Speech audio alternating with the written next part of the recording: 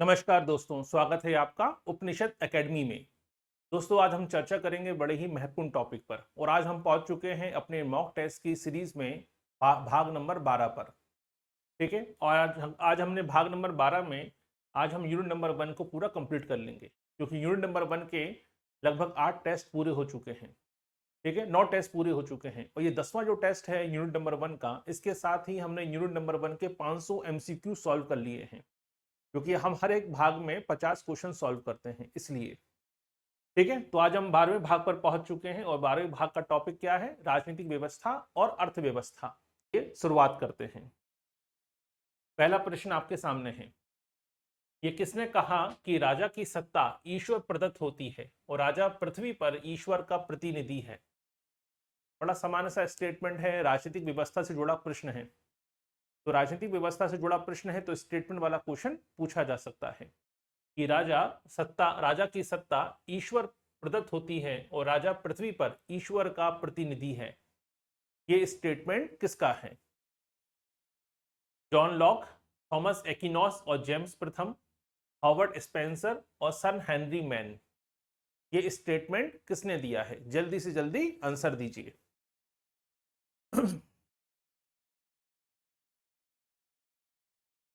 ठीक है, बहुत सही, वंदना जी ने सबसे पहले आंसर दिया है। रविंद्र जी, आपका आंसर भी सही है। ये किसने कहा कि राजा की सत्ता ईश्वर प्रदत्त होती है और राजा पृथ्वी पर ईश्वर का प्रतिनिधि है? ये जो परिभाषा है राजतंत्र की, ठीक है, ये है थॉमस एक्विनॉस और जेम्स प्रथम की। अगला क्वेश्चन देखिए। कार्ल मार्क्स के अनुसार समाज की आर्थिक संरचना क्या निर्धारित करती है? आपने पढ़ा था अधिसंरचना अधोसंरचना की अवधारणा।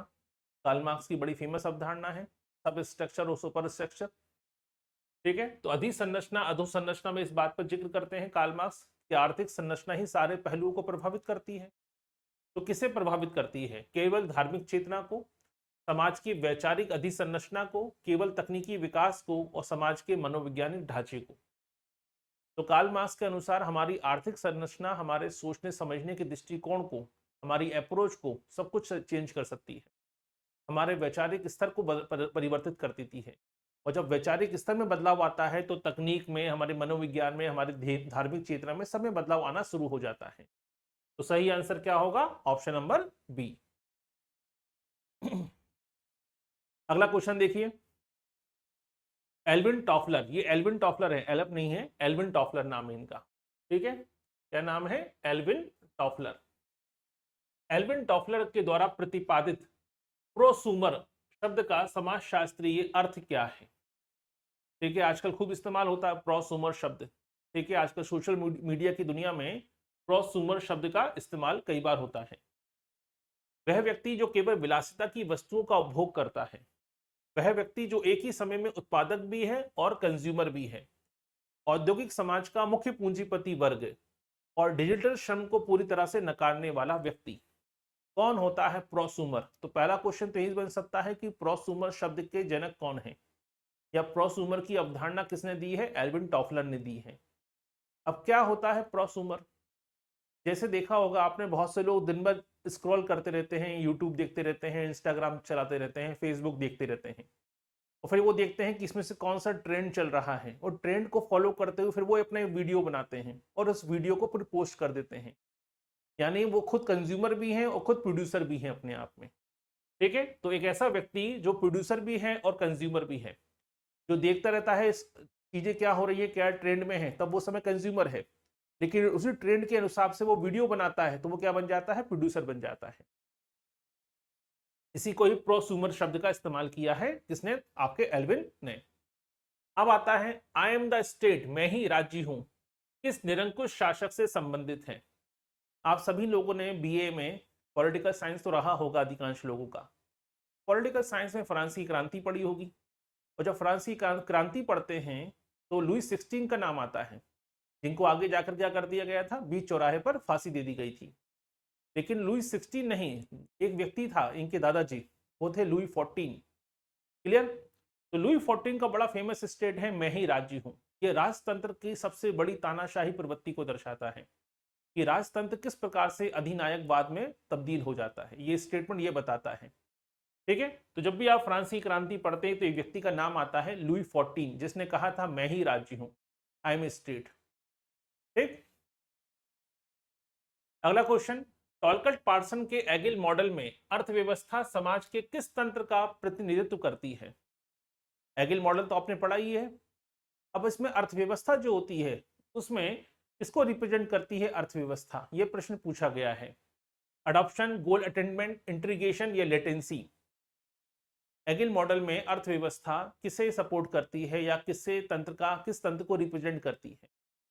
देखिए, अगर आपके पास पैसा नहीं है, किसी भी देश की अर्थव्यवस्था कमजोर है, तो क्या सरवाइव करना संभव हो पाएगा? नहीं हो पाएगा। क्या बदलती परिस्थितियों के साथ अनुकूलन करना संभव हो पाएगा? नहीं हो पाएगा। तो परिस्थितियों के साथ अनुकूलन करने में अर्थ की बड़ी महत्वपूर्ण भूमिका होती है। तभी तो हमारे 4 पुरुषार्थों में भी अर्थ को शामिल किया गया, धर्म अर्थ काम मोक्ष, क्योंकि बिना अर्थ के कुछ काम नहीं कर सकता, कुछ सरवाइव नहीं कर सकते आप। ठीक है, सीधी सी बात है। यही कारण है कि अर्थव्यवस्था क्या करती है, एगिल मॉडल में अनुकूलन में सहायक होती है। ठीक। अगला क्वेश्चन, भोजन एवं संपत्ति के संबंध में मनुष्य की क्रियाएं आर्थिक संस्थाओं का निर्माण करती हैं। ये परिभाषा किस समाजशास्त्री की है? छोटी सी परिभाषा है, पूरी परिभाषा अर्थव्यवस्था की आधार बताती है, अर्थव्यवस्था का उद्देश्य भी बताती है कि आर्थिक क्रियाएं आप क्यों कर रहे हैं। दुनिया के हर व्यक्ति आर्थिक क्रियाएं क्यों करता है? कारण यही है, भोजन और संपत्ति, ताकि वर्तमान आवश्यकता पूरी हो सके और आने वाली पीढ़ी के लिए भी संसाधनों को लिए इकट्ठा किया जा सके, संचय किया जा सके। इसलिए तो व्यक्ति आर्थिक क्रियाएं करता है। अब ये परिभाषा किसने दी है? कार्ल मार्क्स और Engels, Ogburn Nimkoff, Max Weber, Sorokin, MacIver and Page. तो ये परिभाषा किसकी है? ये परिभाषा है ऑर्गन एंड निम्कॉफ की। ठीक है, द हैंडबुक ऑफ सोशियोलॉजी पुस्तक के लेखक हैं ऑर्गन एंड निम्कॉफ। अगला क्वेश्चन, थॉमस हॉब्स ने अपनी किस प्रसिद्ध कृति में निरंकुश शासन और राज्य की पूर्ण संप्रभुता का समर्थन किया है? अब देखिए कितना अच्छा क्वेश्चन है। डायरेक्ट किताब का नाम पूछा गया, लेकिन किताब के नाम के साथ साथ क्या पूछा गया? ठीक है, क्वेश्चन बन सकता है, निरंकुश शासन और राज्य की पूर्ण संप्रभुता का समर्थन किया है। यानी यहाँ पे जो किताब है, पुस्तक है, उसकी विषय वस्तु भी आपको मालूम पड़ गई। कल को यह क्वेश्चन पूछा जा सकता है कि राज्य की संपूर्ण संप्रभुता का समर्थन किसने किया है, या निरंकुश शासन के समर्थक कौन है। इस प्रकार से क्वेश्चन भी पूछा जा सकता है। तो नाम तो लिख दिया गया थॉमस हॉब्स, लेकिन किताब कौन सी है ये क्लियर होना चाहिए। ठीक है, तो बड़ी फेमस किताबों में से एक है। चलिए, सभी लोगों ने जल्दी से जल्दी इसका आंसर दिया है, बहुत सही। सही आंसर क्या है? लेविएथॉन। किताब का नाम क्या है? लेविएथॉन। अगला क्वेश्चन, अर्थव्यवस्था सामाजिक एकता का आधार है क्योंकि श्रम विभाजन समाज में पारस्परिक निर्भरता उत्पन्न करता है। यह दृष्टिकोण किसका है? अब यहाँ पे कीवर्ड से काम चल जाता है। एक शब्द आता है सामाजिक एकता और एक शब्द आता है श्रम विभाजन। ठीक है, हमने पढ़ा है कि समाज में 2 प्रकार की एकता होती है, सावयवी एकता और यांत्रिक एकता। ठीक है, और समाज में श्रम विभाजन का सिद्धांत किसने दिया है? दुर्खिम ने दिया है। और दुर्खिम यही कहते हैं कि श्रम विभाजन सामाजिक एकता पैदा करती है, सावयवी एकता पैदा करती है। यानी विचार किसका है? इमाइल दुर्खिम का है। अगला क्वेश्चन, राज्य व्यवस्था के विकासवादी सिद्धांत के अनुसार राज्य के उद्भव का सही ऐतिहासिक क्रम क्या है? जब हम राज्य के विकासवादी सिद्धांत की बात करते हैं, एवोल्यूशनरी थ्योरी की बात करते हैं, तो राज्य का विकास किस तरीके से हुआ है? राष्ट्र, राजनीति, परिवार कुल, गोत्र, जनजाति, राष्ट्र, समझौता, सरकार, संविधान, राज्य, शक्ति, युद्ध, विजय और राज्य। तो हम सब जानते हैं समाज की प्रारंभिक इकाई क्या थी? समाज की प्रारंभिक इकाई मानी जाती है परिवार, और परिवार से बनता है कुल से बनता है गोत्र से बनी जनजाति और जनजाति से बने राष्ट्र। यही है राष्ट्र की उत्पत्ति के उत्विकासी सिद्धांत का सही क्रम। अगला क्वेश्चन, समकालीन समाजशास्त्र में मुफ्त श्रम यानी फ्री लेबर की अवधारणा डिजिटल अर्थव्यवस्था के किस पहलू को दर्शाती है? अब देखिए यहाँ पे शब्द क्या है? Free labour. तो वर्तमान में डिजिटल अर्थव्यवस्था दुनिया भर में फैल रही है। भारत की तो पूरी इकोनॉमी ही डिजिटलाइज हो चुकी है।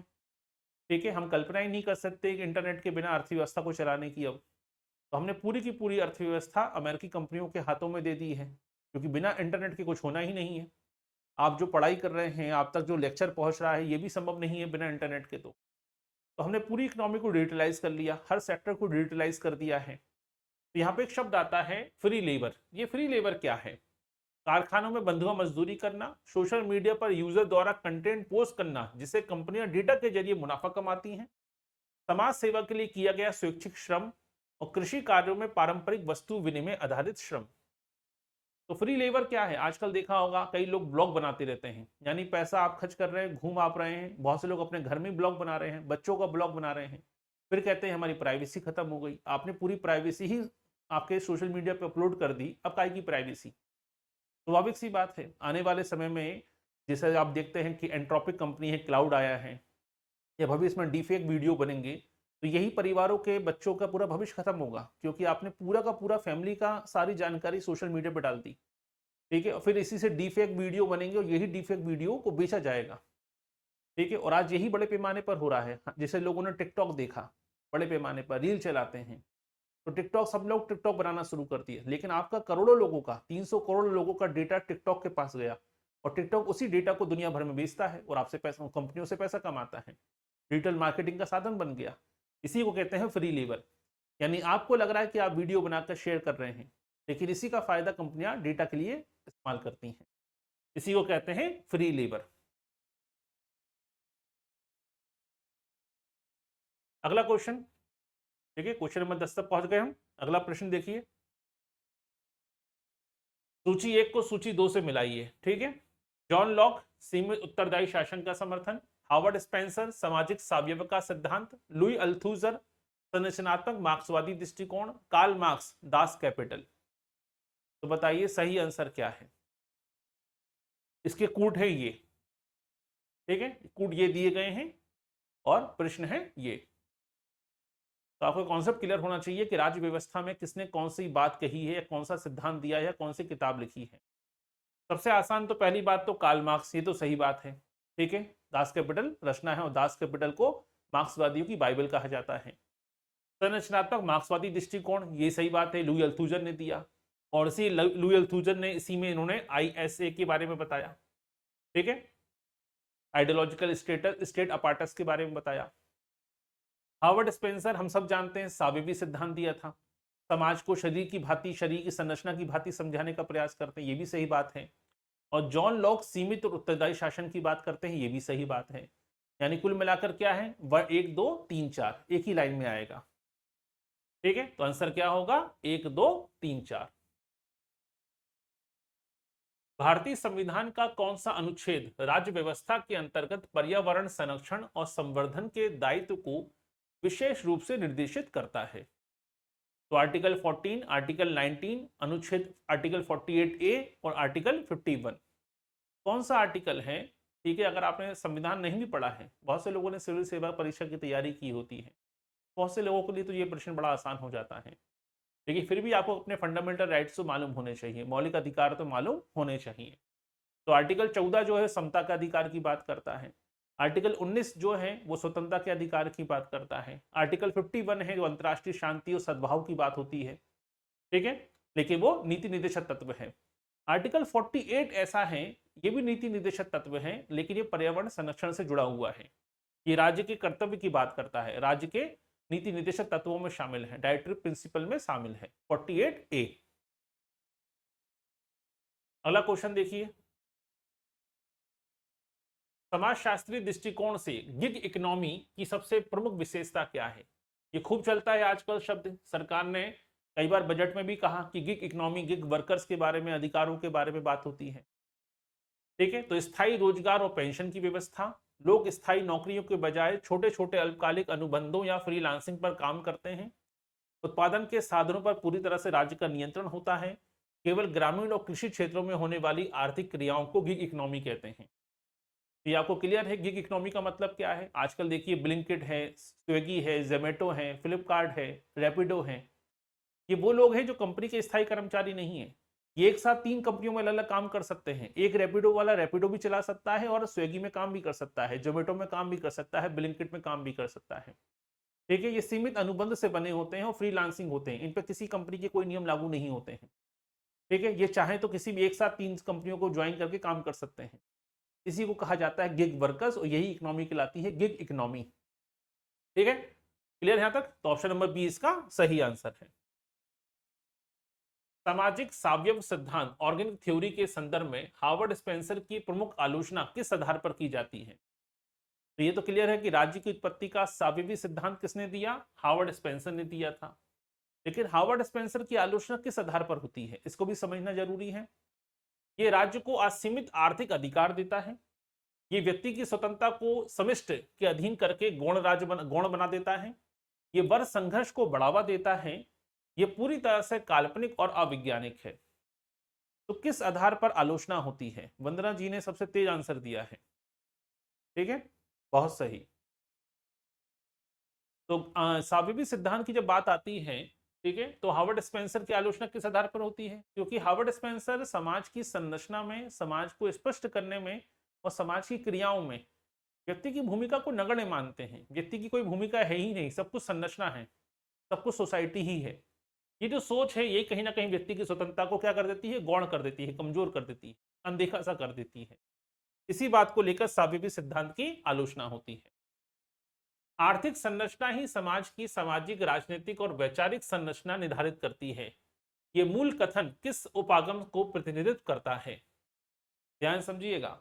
आर्थिक संरचना ही समाज की सामाजिक, राजनीतिक और वैचारिक संरचना को निर्धारित करती है। अधिसंरचना, अधोसंरचना की बात हो रही है। आर्थिक संरचना से ही समाज की आर्थिक, सामाजिक, राजनीतिक और धार्मिक वैचारिक संरचना प्रभावित होती है। ये किसने कहा था? कार्ल मार्क्स ने कहा था अधिसंरचना अधोसंरचना के विचार में। आंसर क्या आएगा? मार्क्सवादी उपागम। क्लियर? चलिए, रविंद्र जी ने सबसे पहले आंसर दिया, बहुत अच्छे। सरिता जी ने भी आंसर दिया है। आंसर सभी लोग दिया कीजिए। देखिए यहाँ पे कोई अभी माइनस मार्किंग नहीं चल रही है, लेकिन कम से कम क्वेश्चन को जब आप इन्वॉल्व हो जाते हैं लाइव क्लासेस में तो कम से कम आपको पढ़ने में मजा तो आएगा। लेकिन आप क्वेश्चन देख ही नहीं रहे हैं, बस केवल क्वेश्चन देख रहे हैं, बस कि बाद में देखेंगे जवाब क्या आया, तो इससे आपका इन्वॉल्वमेंट खत्म हो जाएगा। आपके लिए वो लेक्चर केवल लेक्चर रह के रह जाएगा। इसलिए थोड़ा इन्वॉल्व हुआ कि लाइव लेक्चर का मौका मिल रहा है आपको, तो उसमें शामिल हुआ कीजिए, जवाब दिया कीजिए, भले ही जवाब गलत क्यों ना हो। इससे कम तुक्का मारना तो सीख ही लेंगे कम से कम। निम्नलिखित में से कौन सा लक्षण पारंपरिक या परंपरागत अर्थव्यवस्था की मुख्य विशेषता नहीं है? अब देखिए क्या पूछा गया है। पारंपरिक या परंपरागत अर्थव्यवस्था की मुख्य विशेषता नहीं है। उत्पादन का मुख्य उद्देश्य जीविका निर्वाह होना, ये तो सही बात है। केवल अपने कंज्यूम करने के लिए ही उत्पादन करते हैं बस। अतिशय उत्पादन की विशेषता नहीं होती। कहां पर? ग्रामीण परंपरागत अर्थव्यवस्था में। विनिमय का मुख्य साधन वस्तु विनिमय प्रणाली होना, यह भी सही बात है, बार्टरिंग सिस्टम काम करता है। ठीक है। तीसरा, मांग और आपूर्ति की बाजार शक्तियां मूल्य उत्पादन की मात्रा को पूरी तरह से तय करती हैं, ये तो नहीं हो सकता। ये आधुनिक अर्थव्यवस्था की विशेषता है। पारंपरिक अर्थव्यवस्था में बाजार की कोई भूमिका नहीं होती, लेकिन आधुनिक अर्थव्यवस्था में बाजार ही उत्पादन, मांग और डिमांड एंड सप्लाई को कंट्रोल करता है। ठीक है, यानी ऑप्शन नंबर सी इसका गलत आंसर है, क्योंकि आपसे पूछा गया कौन सी विशेषता नहीं है। अगला प्रश्न देखिए, कल्याणकारी राज्य का मुख्य सामाजिक आर्थिक उद्देश्य क्या होता है? अब ऐसे क्वेश्चन आते हैं तो बहुत ही सिंपल होते हैं। कल्याणकारी राज्य, वेलफेयर स्टेट की बात हो रही है। पूंजीपतियों के हितों के लिए, पूंजीपतियों के हितों के लिए न्यूनतम हस्तक्षेप करना, नागरिकों को सामाजिक आर्थिक सुरक्षा प्रदान करना, सत्ता का संपूर्ण रूप से सैन्यीकरण करना, या कर प्रणाली को पूरी तरह से समाप्त कर देना। भाई आर्टिकल हम देखते हैं कि आर्टिकल 36 से लेकर 51 तक, ठीक है, नीति निर्देशक तत्वों की बात की गई है और भारतीय संविधान में आपके लोक कल्याणकारी राज्य की अवधारणा स्थापित की गई है। इसका पर्पस क्या है? इसका पर्पस है नागरिकों को सामाजिक आर्थिक सुरक्षा प्रदान करना। ठीक है, क्लियर? चलिए आगे बढ़ते हैं। अब क्वेश्चन नंबर 18 है, कथन कारण वाला प्रश्न है। कथन क्या है? आधुनिक नॉलेज इकोनॉमी में भौतिक पूंजी की तुलना में मानवीय कौशल और बौद्धिक संपदा का महत्व अत्यधिक बढ़ गया है। सॉफ्टवेयर, पैटर्न, डेटा और रिसर्च इस प्रकार की अर्थव्यवस्था की असली परिसंपत्तियां हैं। ध्यान समझिए, पहले बात हो रही है क्योंकि अर्थव्यवस्था के कई सारे प्रकार होते हैं, तो अर्थव्यवस्था का जो मॉडर्न टाइप है वो क्या है? उसे कहते हैं नॉलेज इकोनॉमी। ठीक है। अब नॉलेज इकोनॉमी में भौतिक पूंजी महत्वपूर्ण नहीं होती कि कारखाना कितना बड़ा है और कितनी जमीन जायदाद आपके पास है, इससे कोई फर्क नहीं पड़ता। फर्क पड़ता है कि आपके पास मानवीय कौशल स्किल कैसी है और आपके पास इंटेलेक्चुअल प्रॉपर्टी बौद्धिक संपदा कैसी है, इस पर डिपेंड करता है। कारण क्या है? कारण है कि वर्तमान में सॉफ्टवेयर, पैटर्न, डेटा, रिसर्च, ये आज की वर्तमान की संपत्तियां हैं। ठीक है, इसको ऐसे समझिए, जैसे भारत दुनिया की टॉप 100 कंपनियों की बात करें, दुनिया की 100 जो मल्टीनेशनल कंपनियां हैं उसमें एक भी भारतीय कंपनी नहीं है। क्यों? क्योंकि भारतीय कंपनियां सर्विस सेक्टर कंपनियां हैं, ना उनके पास कोई पेटेंट है, ना तो वो कोई बड़े चीज़ों को रिसर्च करती हैं, R&D पर, रिसर्च एंड डेवलपमेंट पे पैसा खर्च करती हैं। वो चीज़ें बनाती हैं, और बनाती भी नहीं है, मंगवाती हैं, असेंबल करती हैं। तो भारत की सबसे बड़ी कंपनी रिलायंस है, रिलायंस इंडस्ट्री है, लेकिन भारत दुनिया की टॉप 100 कंपनियों में शामिल नहीं है। क्यों? लेकिन आप देखिए एंट्रोपिक, एंट्रोपिक ने अभी एक कंपनी के साथ टाई अप किया। ठीक है, कहाँ पर? आपके टोमोटो नाम की कंपनी है ब्रिटेन की, उसके साथ टाई अप करते ही भारत का IT सेक्टर एक झटके में 3% गिर गया शेयर मार्केट में। यानी एंट्रोपिक कंपनी है, या जेमिनी है, या ओपन AI है, ये है वर्तमान की नॉलेज इकोनॉमी। इसलिए अमेरिका लीड कर रहा है भविष्य में आने वाले वर्षों में, क्योंकि उसके पास AI है। तो जिसके पास AI होगा, जिसके पास पैटेंट होगा, रिसर्च होगी, डेटा होगा, वही भविष्य की संपत्तियां हैं। ठीक है, तो आपके पास कितनी बड़ा कारखाना है और कितनी बड़ी फैक्ट्री है, इससे अब कोई फर्क नहीं पड़ता नॉलेज इकोनॉमी में। इसका मतलब ऑप्शन नंबर ए इसका सही आंसर है। निम्नलिखित विचारकों में से किसने सीमित और उत्तरदायी शासन का प्रबल समर्थन किया, जो आधुनिक लोकतंत्र का दार्शनिक आधार बना? अभी हम चर्चा कर चुके हैं, जोड़ी मिलाने वाले प्रश्न में भी हमने देखा था सीमित और उत्तरदायी शासन, ये शब्द बड़ा महत्वपूर्ण है। सीमित और उत्तरदायी शासन की जब बात आती है तो किसका नाम आता है? वो यही सीमित उत्तरदायी शासन का विचार आगे जाकर डेमोक्रेसी का बेस बना, लोकतंत्र का आधार बना था। Thomas Hobbes, John Locke, James प्रथम या लुइस 14? तो आंसर क्या आएगा? सही आंसर क्या है? सही आंसर है जॉन लॉक। अगला क्वेश्चन, भारतीय विदेश नीति के पंचशील सिद्धांत का समाजशास्त्रीय और राजनीतिक दृष्टि से मुख्य आधार क्या है? ये तो बचपन में आपने खूब पढ़ा होगा, 8 क्लास में, 7 क्लास में पंचशील सिद्धांत पढ़ाया जाता है। भारत और चीन के बीच में हुआ था पंडित नेहरू के समय। तो पंचशील सिद्धांत का मुख्य महत्व क्या है, या क्या इसकी दर्शन क्या था, दार्शनिक सोच क्या थी?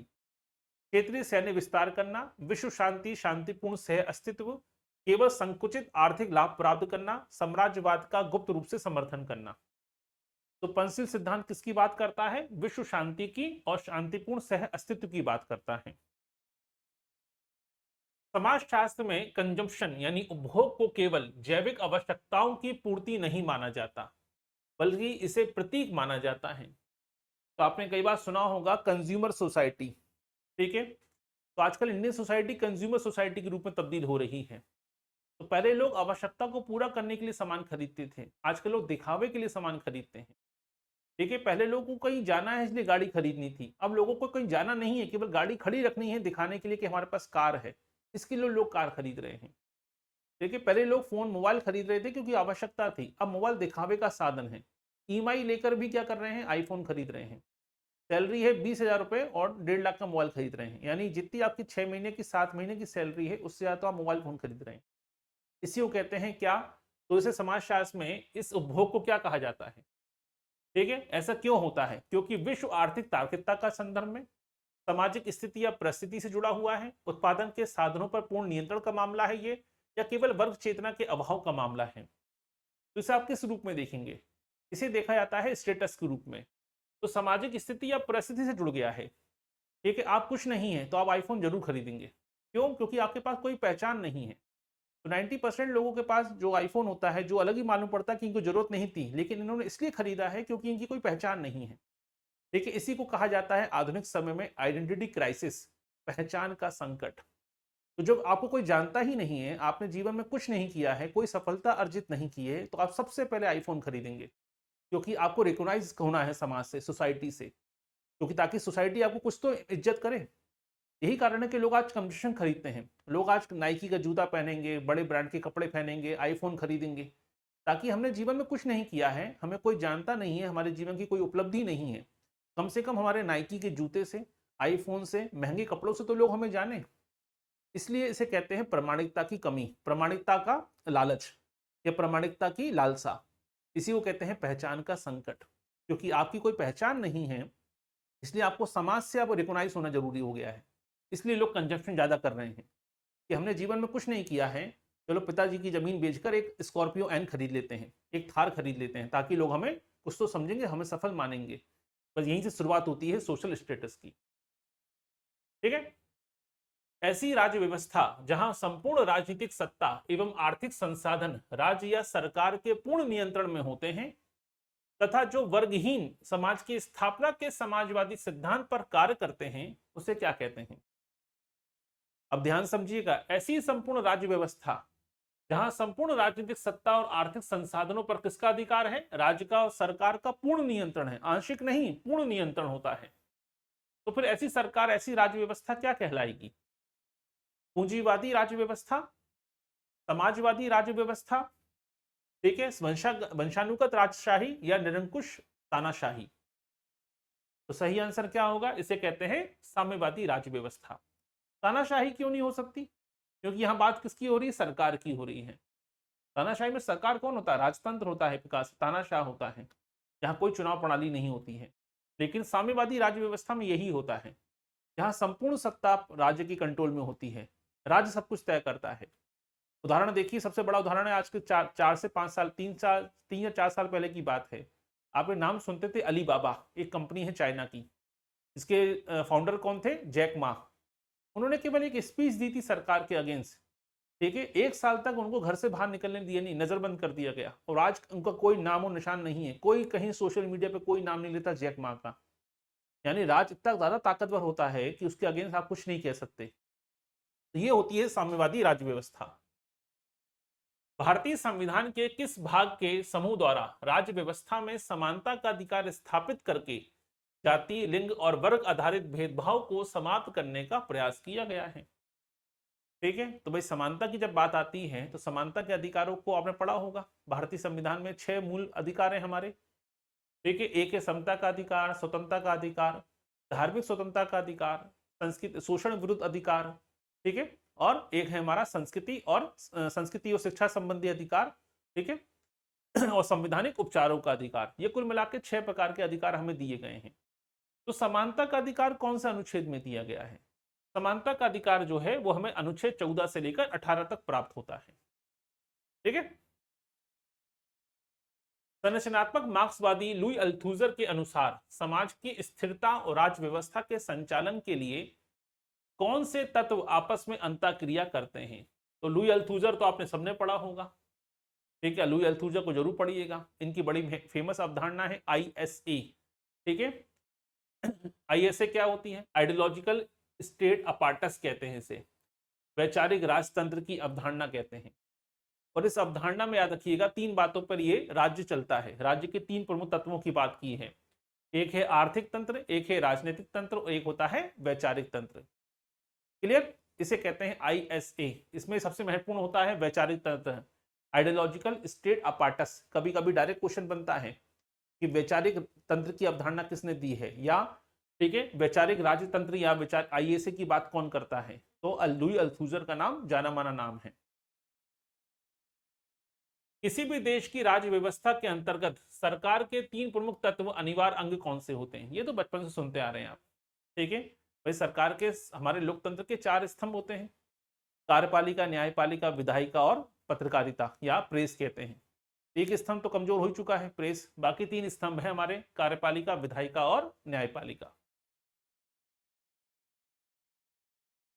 अगला क्वेश्चन, डिजिटल श्रम के संदर्भ में निम्नलिखित कथनों पर विचार कीजिए। बात किसकी हो रही है? डिजिटल श्रम की बात हो रही है। पहला, यह केवल उन आईटी पेशेवरों के श्रम को दर्शाता है जिन्हें प्रति माह वेतन मिलता है। इसमें सोशल मीडिया उपयोगकर्ताओं द्वारा उत्पन्न डेटा और डेटा लेबलिंग जैसे अनपेक्षित कार्य भी शामिल होते हैं। तो डिजिटल श्रम में किसे शामिल किया गया है? तो आईटी कंपनियों में काम करने वाले लोगों को डिजिटल श्रमिक में शामिल किया जाएगा, जिन्हें पेशेवर लोगों को शामिल करेंगे जिन्हें वेतन मिलता है, या सोशल मीडिया उपयोगकर्ता द्वारा उत्पन्न डेटा और डेटा लेबलिंग जिसे अनपेक्षित कार्य शामिल किया जाता है। ठीक है, थोड़ा सा अलग हटके क्वेश्चन है अपने आप में, क्योंकि अभी आपने पढ़ा था फ्री लेबर, और फ्री लेबर में जो लेबर हो रही है वो डिजिटल श्रम हो रहा है अपने आप में।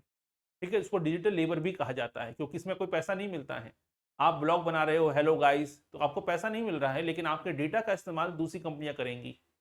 तो ये क्या हो गया, फ्री लेबर हो गया, और ये कौन सा हो गया, डिजिटल श्रम कहलाता है। यानी ऑप्शन नंबर बी इसमें सही आंसर है। निम्नलिखित में से किस समाजशास्त्री ने पूंजीवाद के विकास को धार्मिक चेतना, विशेषकर प्रोटेस्टेंट आचार शास्त्र से जोड़कर आर्थिक क्रियाओं का सामाजिक विश्लेषण प्रस्तुत किया? बड़ा ही महत्वपूर्ण विचार है कि पूंजीवाद के विकास में, ठीक है, प्रोटेस्टेंट शाखा का बड़ा योगदान था। तो एक किताब आई, the Protestant ethic in the spirit of capitalism, 1904-1905 में किताब पब्लिश हुई थी। किसकी किताब है, मैक्स वेबर की। राज्य एक ऐसा संगठन है जिनके पास किसी निश्चित भूभाग में वैध भौतिक बल के प्रयोग का एकाधिकार होता है। राज्य व्यवस्था की यह परिभाषा किसने दी है? ध्यान समझिएगा, राज्य एक ऐसा संगठन है जिसके पास किसी निश्चित भूभाग में वैध भौतिक बल के प्रयोग का एकाधिकार होता है। राज्य व्यवस्था की यह प्रसिद्ध परिभाषा किसने दी है? डेविड ईस्टन ने, रॉबर्ट डेहल ने, मैक्स वेबर ने, एंटोनियो ग्राम्सी ने। ठीक है, यहां पर एक शब्द आया है वैध, और सत्ता के 3 प्रकार बताए थे। ठीक है, पारंपरिक सत्ता होती है, वैधानिक सत्ता होती है, और एक निरंकुश सत्ता होती है। तो सही आंसर क्या आएगा? सही आंसर आएगा मैक्स वेबर। गिग इकोनॉमी में नियोक्ता और श्रमिक के बीच संबंधों की प्रकृति को समाजशास्त्री रूप से किस रूप में वर्गीकृत किया जा सकता है? तो जो गिग इकोनॉमी होती है, जैसे रैपिडो है, स्विगी है, जोमेटो है, फ्लिपकार्ट है, इसमें जो काम करने वाले लोग हैं, कर्मचारी हैं, और जो उनको काम पे रखने वाली कंपनियां हैं, इनके बीच का संबंध कैसा होता है? सदृढ़ सावयवी एकता का, संविदात्मक व अल्पकालिक संबंध, जजमानी व्यवस्था के समान स्थायी संबंध, या पूर्ण साम्यवादी और समतावादी संबंध? ठीक है भाई, जो संबंध होता है कैसा होता है? कॉन्ट्रैक्ट बेसिस होता है, और लॉन्ग टर्म के लिए होता है, शॉर्ट टर्म होता है। जब आपको चाहो नौकरी छोड़ दो, जब आपको आना है आ जाओ। ठीक है, इसे कहते हैं संविदात्मक और अल्पकालिक संबंध।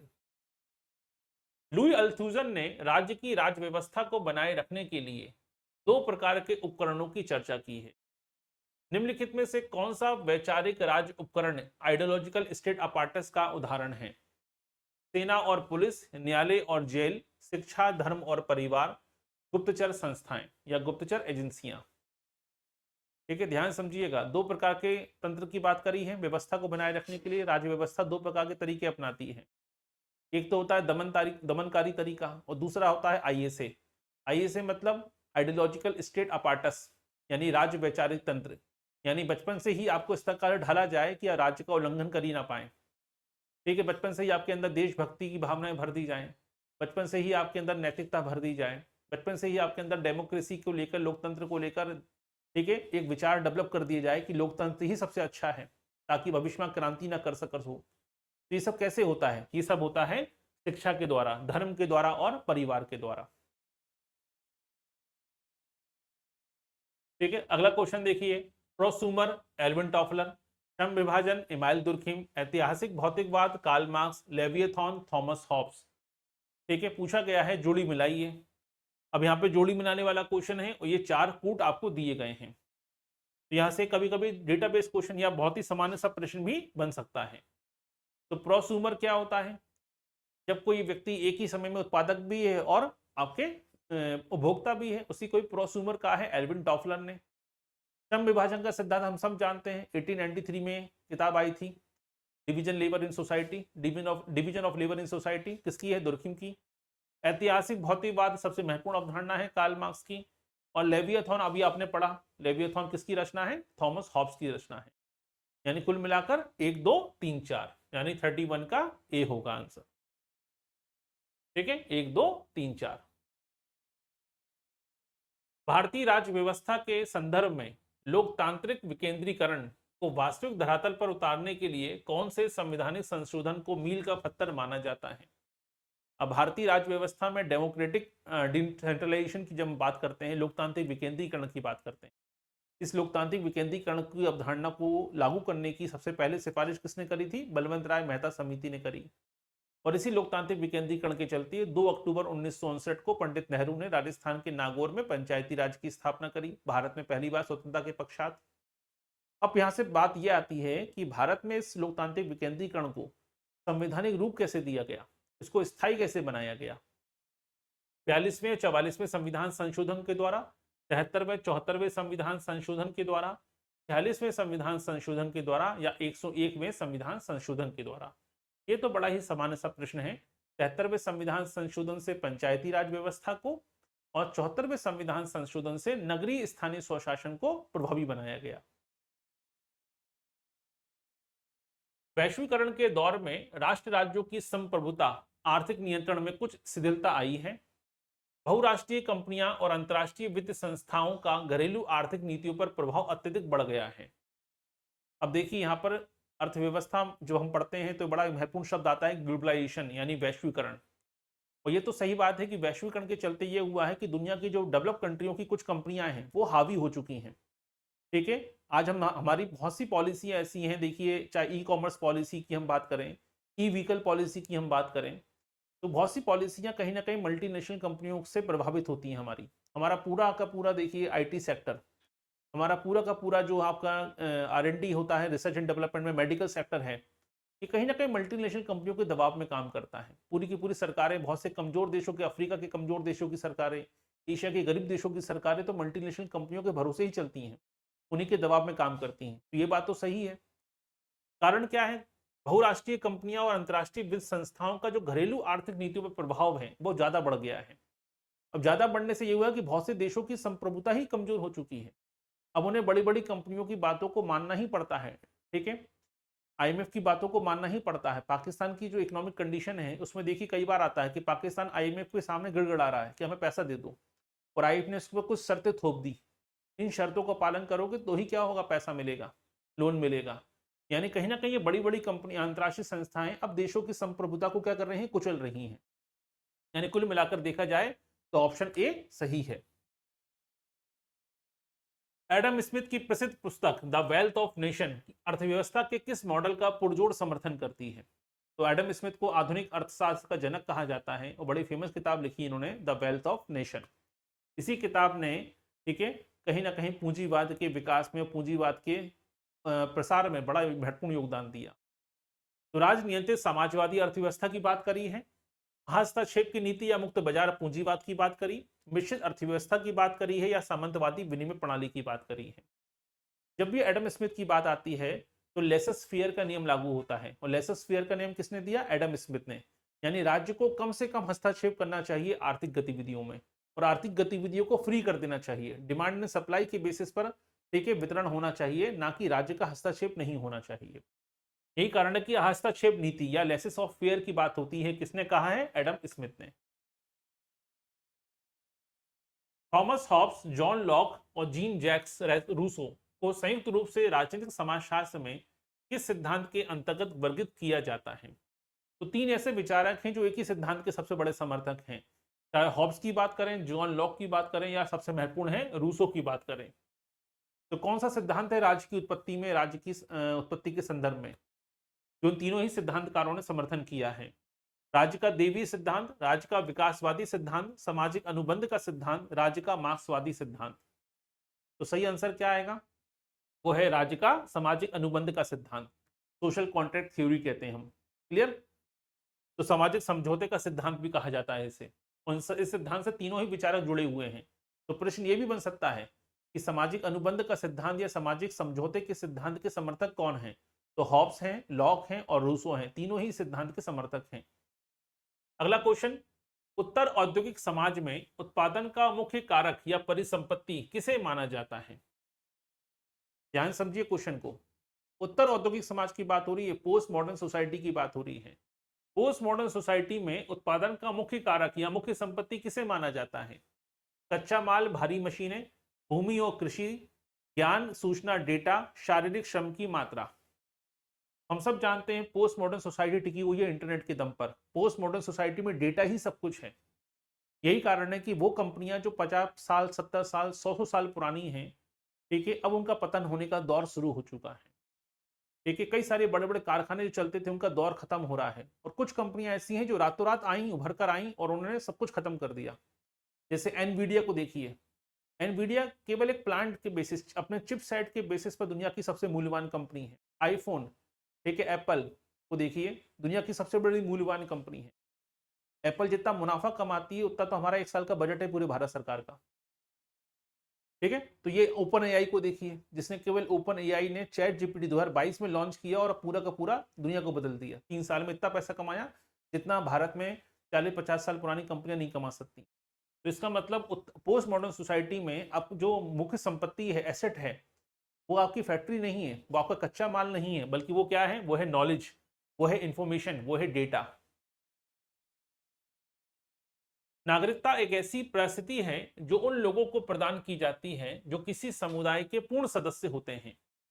नागरिकता और सामाजिक वर्ग की ये विशेष प्रसिद्ध विश्लेषण किसने प्रस्तुत किया है? ठीक है, T H Marshall, Anthony Giddens, David Held, Jurgen Habermas. किसने ये नागरिकता की परिभाषा को स्पष्ट किया है कि नागरिकता के स्टेटस है जो कहीं ना कहीं किसी समुदाय के पूर्ण सदस्य होने के नाते आपको प्राप्त होता है। तो ये परिभाषा किसकी है? यह प्रश्न आपसे पूछा गया है। T H Marshall, Anthony Giddens, David Held या जॉर्गन हैबरमॉस? बहुत सही वंदना जी, ठीक है, सही आंसर दिया है। आंसर क्या है? T H martial. सही आंसर क्या होगा? T H Marshall. कल्याणकारी राज्य की अवधारणा पारंपरिक पुलिस राज्य से किस प्रकार भिन्न है? अब वेलफेयर स्टेट की बात हो रही है, किससे? पुलिस स्टेट से कंपेयर करते हुए क्वेश्चन पूछा गया है। पुलिस राज्य केवल दमन करता है, कल्याणकारी राज्य केवल सेना का विस्तार करता है। पुलिस राज्य का कार्य केवल आंतरिक सुरक्षा, कानून व्यवस्था तक सीमित होता है, जबकि कल्याणकारी राज्य नागरिकों के सामाजिक आर्थिक कल्याण की जिम्मेदारी लेता है। दोनों में कोई अंतर नहीं है, केवल नाम का अंतर है। कल्याणकारी राज्य लोकतंत्र को पूरी तरह से समाप्त कर देता है। ये तो अपने आप में ही बेकार सी बात है। तो सही आंसर क्या है? Option number B. भारत में मिश्रित अर्थव्यवस्था का समाजशास्त्रीय और आर्थिक अर्थ क्या है? कृषि और उद्योग को पूरी तरह से अलग रखना, सार्वजनिक क्षेत्र और निजी क्षेत्र का सह अस्तित्व होना, विदेशी निवेश पर पूरी तरह से प्रतिबंध लगाना, केवल वस्तु विनिमय प्रणाली का प्रयोग करना। तो मिश्रित अर्थव्यवस्था की बात आती है तो एक ही देश का नाम आता है, वो है भारत। तो भारत की अर्थव्यवस्था ना तो पूंजीवादी है ना तो साम्यवादी है, बल्कि हमने 1950 के बाद, ठीक है, संविधान लागू होने के साथ ही भारत की अर्थव्यवस्था को मिश्रित अर्थव्यवस्था के रूप में कन्वर्ट किया। तो हमारे यहाँ, हमारे देश में, ठीक है, प्राइवेट कंपनियां भी काम करती हैं और सरकारी कंपनी भी काम करती हैं। बीएसएनएल भी है, जियो भी है, एयरटेल भी है, ओएनजीसी भी है और रिलायंस इंडस्ट्री भी है, रिलायंस पेट्रोलियम भी है। यानी प्राइवेट कंपनियां भी काम करती हैं और सरकारी कंपनियां भी साथ में काम करती हैं। पब्लिक सेक्टर और प्राइवेट सेक्टर दोनों मिलकर काम करते हैं। इसी को ही क्या कहते हैं? मिक्स इकोनॉमी कहते हैं। और मिक्स इकोनॉमी का सबसे बड़ा उदाहरण है भारत। राजनीतिक समाजशास्त्र में अभिजन का परिभ्रमण का सिद्धांत किसने प्रतिपादित किया है? ये तो बड़ा बेसिक आंसर है, क्वेश्चन कई बार पढ़ा है आपने। सामाजिक परिवर्तन के सिद्धांत में भी सिद्धांत को पढ़ा जाता है, ठीक है। तो अभिजात अभिजात वर्ग का परिभ्रमण का सिद्धांत किसने दिया है? विल्फ्रेड पेरेटो, गैटेनो मोस्का, सी राइट मिल्स, कार्ल मार्क्स या रॉबर्ट मिशेल? बड़ा ही सिंपल सा क्वेश्चन है, ठीक है। आपने पढ़ा है पेरेटो का सिद्धांत, अभिजात वर्ग का परिभ्रमण का सिद्धांत। लेकिन अभिजात वर्ग जो है वो किसने दिया है? गैटेनो मोस्का ने इस अवधारणा को प्रतिपादित किया था। इसलिए दोनों के नाम आपको मालूम होने चाहिए। राजनीतिक दल का चुनाव हारने के बाद शांतिपूर्ण सत्ता राजनीतिक दल खा को सौंप देता है। तो मैक्स वेबर के अनुसार ये सत्ता का किस रूप में सर्वोत्तम उदाहरण है? ध्यान समझिएगा। राजनीतिक दल का और दूसरा राजनीतिक दल का नाम क्या है? खा। जो राजनीतिक दल है का, ये चुनाव हार गया, उसने सत्ता किसको दे दी? राजनीतिक दल खा को दे दी। तो मैक्स वेबर के अनुसार ये सत्ता का कौन सा उदाहरण हुआ? किस प्रकार की सत्ता का उदाहरण माना जाएगा इसे? यानी सत्ता ट्रांसफर हो गई बिना किसी हिंसा के, ठीक है। करिश्माई सत्ता, तार्किक वैधानिक सत्ता, पारंपरिक सत्ता या निरंकुश सैन्य सत्ता? तो सही आंसर क्या होगा? तार्किक और वैधानिक सत्ता। पूंजीवादी व्यवस्था में श्रम का केवल वस्तुकरण नहीं होता, बल्कि श्रमिक अपने द्वारा उत्पादित वस्तु से ही पराया हो जाता है। कार्ल मार्क्स ने इसे किस अवधारणा के रूप में परिभाषित किया है? तो ये टॉपिक तो आपने यूनिट नंबर 7 में भी पढ़ा हुआ है, ठीक है। तो बताइए आंसर नंबर 42 का सही आंसर क्या होगा? कि भाई पूंजीवादी व्यवस्था में श्रम का क्या होता है? कमोडिफिकेशन हो जाता है, श्रम का वस्तुकरण हो जाता है। पहले एक व्यक्ति जो होता था मजदूर, वो पूरी कुर्सी खुद बनाता था, ठीक है, लकड़ी काटता था, लकड़ी को जोड़ता था, ठीक है, उसको फिनिशिंग करता था, उसमें पेंट करता था, मार्केट में बेचता था। तो उत्पादन की पूरी क्रिया से वो जुड़ा होता था।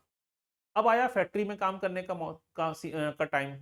तो औद्योगिकरण के चलते क्या हुआ, बड़े बड़े कारखानों में अब उत्पादन की पूरी प्रक्रिया से उसका कोई जुड़ाव नहीं होता। उत्पादन की किसी छोटी प्रक्रिया से वो प्रतिदिन एक ही काम करता रहता है बस। धीरे धीरे उसे उत्पादन की प्रक्रिया से, ठीक है, अपने श्रमिकों से, अपने आप से, अपने काम से, और धीरे धीरे पूरी की उस उत्पादित वस्तु से अलगाव पैदा हो जाता है। ठीक है, इसी को अवधारणा में समझाया है किसने, कार्ल मार्क्स ने, कि जो अलगाव होता है वो 4 चरणों में होता है।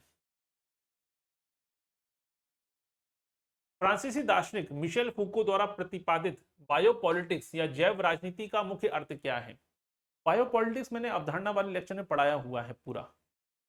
तो बायोपॉलिटिक्स का मतलब क्या है, तो पहली बात तो ये कि बायोपॉलिटिक्स की अवधारणा किसने दी है, मिशेल फूको ने दी है। अब बहुत से एमपीपीएससी की असिस्टेंट प्रोफेसर की तैयारी करने वाले क्या करते हैं, वो उतने ही थिंकर पढ़ के जाते हैं जितने थिंकर यूनिट नंबर 3 में है। लेकिन मिशेल फूको भी एग्जाम में आ सकते हैं, इरविंग गॉफमैन से भी आपसे क्वेश्चन पूछा जा सकता है। ठीक है, तो भाई बायोपॉलिटिक्स का मतलब क्या है, जंगलों और जैविक विविधता पर नियंत्रण रखने की राजनीति, आधुनिक राज्यों द्वारा जनसंख्या के शारीरिक जीवन, स्वास्थ्य, जन्म दर, दीर्घायु का प्रबंधन नियंत्रण करना, रासायनिक हथियारों का युद्ध में प्रयोग करना, केवल राजाओं द्वारा जैविक वंशानुगत को बनाए रखना। तो बायोपॉलिटिक्स क्या कहती है, मिशेल फूको ये कहते हैं कि आधुनिक जो राज्य हैं वो बायोपॉलिटिक्स का इस्तेमाल करते हैं। हमारे हाथों के, हमारी उंगलियों के फिंगरप्रिंट ले लिए गए, हमारी आंखों का रेटिना ले लिया गया, ठीक है, हमारा सारे जानकारी को हमारे अकाउंट से लिंक कर दिया गया। ठीक है, हमारे मोबाइल फोन भी हमारे थंब इंप्रेशन से खुलते हैं। यानी हमारी पूरी बॉडी पर किसका कंट्रोल हो चुका है, राज्यों का और कंपनियों का कंट्रोल हो चुका है। 24 घंटे हमारे पर नजर रखी जाती है, सर्विलांस किया जाता है, जगह जगह सीसीटीवी कैमरे लगे होते हैं। ठीक है, और हमारी हर एक गतिविधि को सीसीटीवी के द्वारा सर्विलेंस किया जाता है, निगरानी की जाती है। जगह जगह लिखा भी होता है कि आप सीसीटीवी की निगरानी में हैं। यानी हमारे शरीर पर, ठीक है, किसका कंट्रोल हो चुका है, पूरा का पूरा राज्य का कंट्रोल हो चुका है। इसी को ही बायोपॉलिटिक्स कहा जाता है। ठीक है, भारतीय संविधान का कौन सा अनुच्छेद राज्य को देश के सभी नागरिकों के लिए समान नागरिक संहिता निर्मित करने का निर्देश देता है। हाँ, अभी बायोपॉलिटिक्स की हम बात करें तो एक और विचार आता है पेनेट्री कॉम। ये भी मिशेल फूको का विचार है। तो निगरानी सर्विलेंस सोसाइटी की बात करी थी पेनेट्री कॉम में। तो बायोपॉलिटिक्स और पेनेट्री कॉम आपस में जुड़े हुए हैं, क्योंकि आपके शरीर पर आपका कंट्रोल हो, आप राज्य का कंट्रोल है। आपके शादी किस एज में होगी, आप कितने बच्चों का जन्म दे सकते हैं, कितने बच्चे, ज़्यादा से ज़्यादा बच्चे होने पर, जैसे 1 चाइल्ड पॉलिसी, 2 चाइल्ड पॉलिसी, ये क्या बताती है कि राज्य तय करेगा कि सब कुछ क्या होगा, कैसे होगा। आप कौन सी एज में कौन सी क्षेत्र में एडमिशन ले सकते हैं, आप किस एज तक पढ़ाई कर सकते हैं, किस एज तक आप नौकरी प्राप्त कर सकते हैं, किस एज में आपको रिटायर कर दिया जाएगा, यानी सब कुछ कौन तय करेगा, राज्य। इसे कहते हैं बायोपॉलिटिक्स। अब देखिए अगला क्वेश्चन, भारतीय संविधान का कौन सा अनुच्छेद राज्य को देश के सभी नागरिकों के लिए समान नागरिक संहिता निर्मित करने का निर्देश देता है। इस बार यहां से क्वेश्चन आने की संभावना ज्यादा है, क्योंकि मध्य प्रदेश सरकार ने भी अपनी, ठीक है, शुरुआत कर दी है समान नागरिक संहिता को लेकर। तो यूनिफॉर्म सिविल कोड की बात हो रही है, उत्तराखंड है, असम है, गोवा में तो पहले से लागू है, उत्तराखंड ने भी लागू कर दिया है, असम ने भी काम शुरू कर दिया है। अब क्योंकि मध्य प्रदेश में ट्राइबल आबादी 20%, 21% आबादी है और ट्राइबल की अपनी परंपराएं हैं, इसलिए मध्य प्रदेश सरकार पहले सर्वे कर रही है, पहले रिपोर्ट तैयार करेगी, उसके बेसिस पर मध्य प्रदेश सरकार में यूनिफॉर्म सिविल कोड को लेकर काम किया जाएगा। तो आर्टिकल 44 कहता है यूनिफॉर्म सिविल कोड, यानी समान नागरिक संहिता की बात करता है।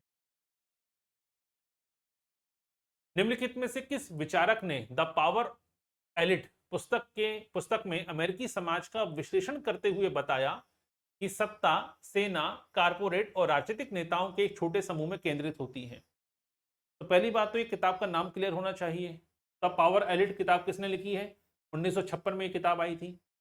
तो केवल किताब की बात नहीं है, राइटर के बारे में क्वेश्चन नहीं पूछा गया है। एक और प्रश्न बन सकता है कि पावर एलिट में किसको शामिल किया गया है। तो पावर एलिट में शामिल किया गया है सेना, कॉर्पोरेट और राजनीति।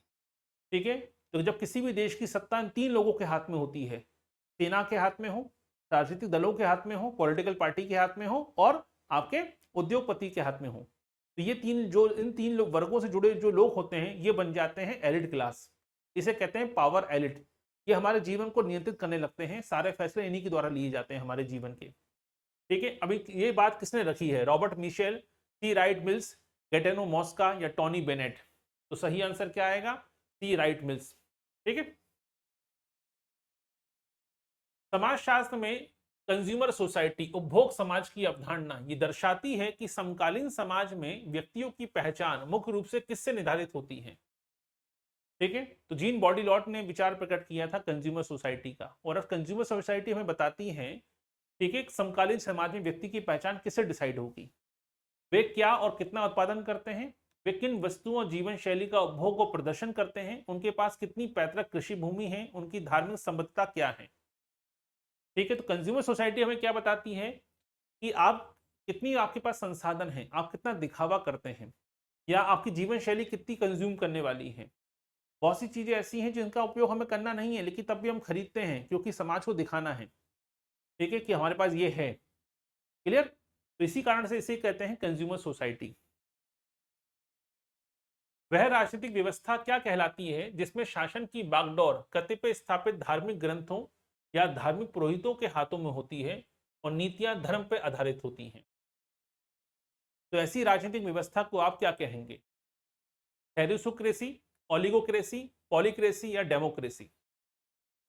क्या कहलाएगा बताइए। जैसे भी आप देखिए, ठीक है, कि भाई ईरान में जो प्रमुख थे खेमानी, ठीक है, उनको खत्म कर हटा दिया गया, और उसके माध्यम से ये कहा गया कि रिजिम चेंज हो जाएगी, ये सब बातें कही गई। बाद में उन्हीं के बेटे को फिर से धार्मिक प्रमुख बना दिया गया। बहुत सी जगहों पे हम देखते हैं कि सत्ता धर्म, आपके धर्म के आधारित होती है। शरीयत कानून लागू होता है, जैसे इस्लामिक स्टेट है, ठीक है, बहुत सी देशों में इस प्रकार का कानून है कि भाई देश का कानून नहीं महत्वपूर्ण नहीं है, धर्म के हिसाब से चलेगी, धर्म की किताबों से हिसाब से समाज चलेगा। तो इस प्रकार की सत्ता जो होती है, जहाँ पर पादरी होते हैं, मौलवी होते हैं, या जो प्रमुख होते हैं, धार्मिक प्रमुख होते हैं, इनके हाथ में सत्ता आ जाती है, तो इसे क्या कहा जाता है? ठीक है, थियोरिकेसी, ओलिगोक्रेसी, पॉलीक्रेसी या डेमोक्रेसी? ठीक है, सही शब्द आंसर क्या आंसर आएगा? सही है थियोरिकेसी। ओलिगोक्रेसी नहीं, ओलिगोक्रेसी कहते हैं अधिनायकवाद को, तानाशाही को कहते हैं। निम्नलिखित में से किसने गुट तंत्र का लोहा नियम, आयरन लॉ ऑफ ओलिगोक्रेसी प्रतिपादित किया, जो ये बताता है कि विशाल लोकतांत्रिक संगठनों में भी अंतः सत्ता कुछ ही लोगों के हाथ में केंद्रित हो जाती है। तो यहाँ पे देखिए 2 क्वेश्चन पूछे गए हैं एक साथ। तो पहली बात तो आपको ये सिद्धांत मालूम होना चाहिए कि आयरन लॉ ऑफ ओलिगोक्रेसी है क्या, पहला ये क्वेश्चन। और दूसरा, प्रश्न में ही एक आंसर छुपा हुआ है, ओलिगोक्रेसी का मूल विचार क्या है। ये भी तो क्वेश्चन बन सकता है, ओलिगोक्रेसी से क्या तात्पर्य है, अगला क्वेश्चन ये भी बन सकता है। तो ओलिगोक्रेसी का मतलब क्या होता है कि कहने को तो डेमोक्रेसी लगती है कि लोकतंत्र चल रहा है, देश में लोकतंत्र है, जनता अपने चुने हुए प्रतिनिधियों से शासन करती है, ठीक है, डेमोक्रेसी है। तो कहने को तो डेमोक्रेसी है, लेकिन डेमोक्रेसी होने के बावजूद भी पावर केवल कुछ लोगों के हाथ में हमेशा रहती है, कुछ परिवारों के हाथ में, कुछ उद्योगपतियों के हाथ में, और कुछ नेताओं के हाथ में ही पावर रहती है। तो कहने को डेमोक्रेसी है, कहने को जनता का शासन है, लेकिन पावर केवल कुछ लोगों के हाथ में हमेशा रहती है। इसी को ही विचार दिया आयरन लॉ ऑफ ओलिगोक्रेसी कहते हैं। अब ये विचार किसने दिया है? Max Weber, Robert Michels, Wilfred Pareto या कार्ल मार्क्स? तो सही आंसर क्या है? Robert Michels. ठीक है। गलती से भी अभिजात वर्ग का परिभ्रमण का सिद्धांत समझकर पेरेटो आंसर मत लगा दीजिएगा, गलत हो जाएगा आंसर। वैश्वीकरण के आर्थिक, ध्यान समझिए क्वेश्चन को, वैश्वीकरण के आर्थिक आयाम के अंतर्गत लचीला श्रम बाजार का क्या अर्थ है? श्रमिकों को काम के घंटे स्वयं तय करने की पूर्ण स्वतंत्रता होना, कंपनियों को बाजार की मांग के अनुसार श्रमिकों को आसानी से काम पर रखने और निकालने की स्वतंत्र होना, बंधुआ मजदूरी को कानूनी मान्यता देना, सभी श्रमिकों को अनिवार्य रूप से सरकारी नौकरी प्रदान करना। तो वैश्वीकरण के अंतर्गत जो लचीला श्रम बाजार पैदा होता है, ठीक है, अभी हाल ही में देखिए श्रम संहिता लागू की गई 2020 की, ठीक है, तो लेबर कोड लागू किया गया, 4 प्रकार के लेबर कोड बनाए गए हैं। तो लेबर कोड क्यों बनाए गए हैं? ठीक है, ये महत्वपूर्ण प्रश्न है अपने आप में वैश्वीकरण के इस दौर में। तो यहाँ पहला क्वेश्चन क्या है? श्रमिकों के काम के घंटे तय करना, ये महत्वपूर्ण नहीं है। ठीक है, लचीले श्रम की बात हो रही है। कंपनियों को बाजार की मांग के अनुसार श्रमिकों को आसानी से काम पर रखने और निकालने की स्वतंत्रता होना, यह कहलाता है लचीलापन।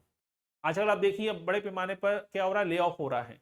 टीसीएस ने इतने लोगों को बाहर निकाला, और निकालने का तरीका भी कैसा है, बंदा शाम को घर पहुंचा है, सुबह ईमेल पहुंच जाता है कि कल से मत आइएगा, काम खत्म। अभी देखिए एंट्रोपिक कंपनी ने अपने 40% लोगों को बाहर निकाल दिया। 16,000 लोगों को अमेजोन ने पूरी दुनिया भर से 16,000 अपने एम्प्लॉय को रातों रात ईमेल भेजा, यानी वो रात को घर पहुंचे हैं और सुबह जब लैपटॉप खोला तो मालूम पड़ा आपको नौकरी से बाहर कर दिया गया है। तो यही होता है लचीलापन, कि जब चाहे कंपनी को लगे कि डिमांड है तो हायरिंग कर लो, और जब लगे कि अब मंदी आ चुकी है, रिसेशन आ चुका है, जरूरत नहीं है, मांग पूरी हो गई है, तो नौकरी से जब चाहे बाहर निकाल दो। इसे कहते हैं श्रम का लचीलापन।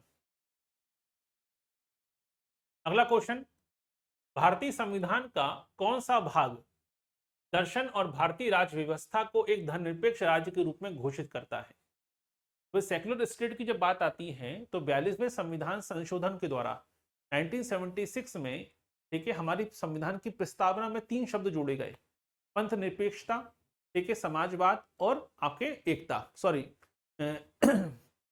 पंथ निरपेक्षता और समाजवाद शब्द को जोड़ा गया था, और अखंडता शब्द को जोड़ा गया, 3 शब्दों को जोड़ा गया था। यानी हमारा जो सेक्युलर स्टेट का जो कॉन्सेप्ट है वो किससे जुड़ा हुआ है? वो जुड़ा हुआ है संविधान की प्रियम्बल यानी प्रस्तावना से और मौलिक अधिकारों से जुड़ा हुआ है। चलिए, कोई भी डाउट है, क्वेश्चन है तो पूछ सकते हैं। तो ये थे आज के 50 प्रश्न। इस टॉपिक से एमपीपीएससी असिस्टेंट प्रोफेसर के एग्जाम में यहाँ से प्रश्न बहुत सारे नहीं आ सकते, क्योंकि यूनिट नंबर 1 में बहुत सारे टॉपिक हैं इसलिए। तो लेकिन हाँ, 1 या 2 प्रश्न आ सकते हैं। लेकिन किसी भी टॉपिक को हमें ये छोड़कर नहीं पढ़ना है कि ये गैर जरूरी है, कम आ सकता है, नहीं। 150 क्वेश्चन आने हैं, माइनस मार्किंग लागू है। तो ऐसे में हमें अच्छे से अच्छा करना है तो हमें सारे टॉपिक को कवर करना होगा, हर एक टॉपिक पर बराबर का समय देना होगा और सही स्ट्रेटजी बना के पढ़ना होगा। तो अब बचे हैं केवल 60 दिन, ठीक है। बहुत से लोग अभी यूट्यूब पे वीडियो आ रहे हैं कि नहीं एग्जाम डेट बढ़ जाएगी, फॉर्म भरने की डेट अभी आई नहीं है इसलिए एग्जाम डेट बढ़ जाएगी। एग्जाम डेट बढ़ने के चक्कर में पढ़ाई मत कीजिए, ऐसे सिलेक्शन नहीं हो पाएगा। 240 लोग पहुंचेंगे इंटरव्यू तक, 70 पोस्टें हैं, ठीक है, 3 गुना लोगों को इंटरव्यू में लिया जाएगा। लगभग 6,500 से लेकर 8,000 लोग फॉर्म भरेंगे। 8,000 लोगों में से 240 लोग ही इंटरव्यू तक पहुंच सकते हैं, और 240 लोग इंटरव्यू तक जो पहुंचेंगे वही लोग होंगे जिनका रिवीजन अच्छे से हो गया होगा, जिन्होंने पूरा कोर्स पढ़ा होगा, जिन्होंने पूरा तैयारी कर ली होगी फर्स्ट पेपर की भी और सोशियोलॉजी की भी। जो केवल टेलीग्राम के पीछे भाग रहे हैं और जो केवल ये बैठे हुए हैं कि हमने केवल एमसीक्यू सॉल्व कर लिए हैं, हमने ये कर लिया है, या हमने केवल आपके या कोई भी होता है ना बेसिक 5-6 यूनिट हमारी पूरी हो गई है, थिंकर वाला टॉपिक हमने पूरा कर लिया है। थिंकर वाला पेपर आप पूरा कर भी लो, पूरा टॉपिक पढ़ लो थिंकर, लेकिन 150 में से 30 से ज़्यादा क्वेश्चन नहीं आ पाएंगे, 120 कहाँ से करोगे आप? तो पूरे की पूरी 10 इकाइयों को अच्छे से पढ़िए, केवल थिंकर पढ़ के काम नहीं चल जाएगा। बहुत से लोग इसी मुगालते में बैठे हुए हैं कि हमने तो अभी नेट क्वालिफाई किया है, नेट क्लियर हो गया तो एपी तो क्लियर हो ही जाएगा। नेट अलग चीज़ है, वो 800-900 लोगों को सर्टिफिकेट मिलता है, यहाँ गिन के 240 लोग इंटरव्यू तक पहुंचेंगे बस, फाइनल सिलेक्शन केवल 70 लोगों का होगा, ठीक है ना। तो ये इसमें मुगालते में मत रहिएगा, इस सोच में मत रहिएगा कि हमने तो नेट क्लियर कर दिया है तो हमने बहुत बड़ा तीर मान लिया है। नेट एक सर्टिफिकेट है, नौकरी नहीं है। तो नेट का एग्जाम क्लियर करने को तीर मानना नहीं कहते हैं, उससे आपको एक वैलिडिटी मिल गई है, आप फॉर्म भर सकते हैं, बस ये है, बस वो अपने आप में एक प्रमाणिक है, प्रमाण पत्र है, बस नौकरी नहीं है वो। और क्योंकि नेट का सिलेबस की केवल शुरू की 4 इकाइयाँ आपका सपोर्ट करती हैं, उसके बाद कोई पूरा नेट का आधा 60% नेट का सिलेबस आपकी असिस्टेंट प्रोफेसर के सिलेबस में कोई सपोर्ट नहीं करता। इसलिए अपने असिस्टेंट प्रोफेसर के सिलेबस पर फोकस कीजिए, ठीक है। चलिए, तो आज हमारे यूनिट नंबर 1 पूरी कवर हो जाती है। जैसा सिलेबस है उसी सिलेबस के अकॉर्डिंग 50-50 क्वेश्चन हम सॉल्व करते जाएंगे, ठीक है। पूरे 10 की 10 इकाइयों के 50-50 क्वेश्चन हमें, सॉरी 50-50 क्वेश्चन हर टॉपिक के करने हैं। तो कम से कम 5,000 से ज़्यादा क्वेश्चन अगर हम कर लेते हैं, ठीक है, 12 लेक्चर में 600 तो हो ही गए अभी देखिए। अब पूरा जून बचा है, पूरा जुलाई बचा है, सिलेबस तो आपका 15 मई को पूरा हो चुका है। तो पूरा जून है, पूरा जुलाई है, 2 महीने में आराम से 5,000 से 8,000 क्वेश्चन, 5,000 से 6,000 क्वेश्चन हम टॉपिक वाइज कवर कर लेंगे पूरे। हाँ पूछिए। जी हाँ, आज ही मैंने सुबह देखा, मैंने कल चर्चा भी करी थी, नेशनल फैमिली हेल्थ सर्वे की 6वें चरण की रिपोर्ट आ गई है। इस पर मुझे 1 दिन का समय दीजिए, ठीक है, मैं एक अलग से पूरा लेक्चर आपको पढ़ा दूंगा, क्योंकि ये नेशनल फैमिली हेल्थ सर्वे की रिपोर्ट आपके 2 जगह काम आएगी। यूनिट नंबर 5 में भी काम आएगी, यूनिट नंबर 7 में भी, सॉरी 9 में भी काम आएगी, और साथ ही साथ फर्स्ट पेपर में भी काम आएगी, क्योंकि फर्स्ट पेपर में शामिल किया गया है यूनिट नंबर 3 में, ठीक है। इकोनॉमिक्स वाले पोर्शन में स्वास्थ्य सेवाओं की बात की गई है, एजुकेशन की बात की गई है, क्लियर। तो हर जगह पे काम आएगी। तो लेकिन अभी कल ही रिपोर्ट आई है, लेकिन मैं बनाऊंगा तो उसमें पूरा कंटेंट तैयार करके उसके कम से कम 50 एमसीक्यू तैयार करके यहाँ पे एक लेक्चर पढ़ा दूंगा, उसको फोल्डर में अलग से डाल दूंगा, NFS report, National Family Health Survey 6वें चरण की रिपोर्ट, ठीक है। तो मुलाकात होगी आपसे अगले लेक्चर में। बने रहिए हमारे साथ, मिलते हैं अगले लेक्चर में। बहुत बहुत धन्यवाद।